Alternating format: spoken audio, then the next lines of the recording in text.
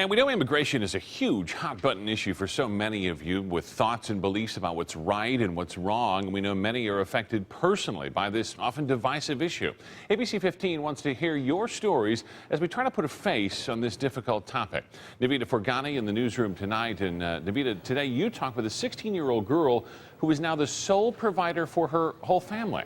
Yeah, it's an unbelievable story. She's had a lot of growing up to do. Her grandfather, who is the sole provider of her family, and he was undocumented, was deported, and now she's forced to take care of her grandmother and younger brother.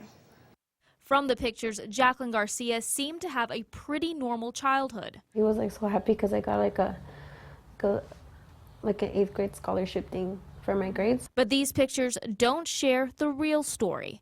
Jacqueline and her brother Luis were born in the U.S. and raised by their grandparents, who were in this country illegally. They would tell me, no, I don't have papers, or no tengo papeles, and I wouldn't understand. I'm like, what does that mean? But as she got older, she understood.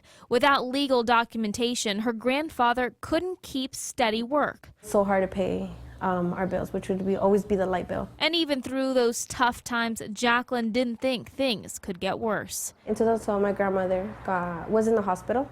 While she was in the hospital, my grandfather got arrested. But that day changed her life. He didn't want to get deported because he knows that we were going to suffer without him. With the sole provider of her family forced back to Mexico, Jacqueline knew the livelihood of her family depended on her. The day after my birthday, I applied to places so I could get a job. Dropping out of school, she's now working 2 jobs to pay the bills. And I have a family I have to take care of now. She's hoping her hard work pays off as she waits for Washington to pass comprehensive immigration reform.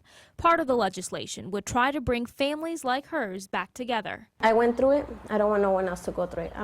It hurts, it sucks, it's hard. While it isn't guaranteed that she'll ever be able to see her grandfather again, she's hoping the legislation will make a difference for the thousands of other families that share her story. I really miss him.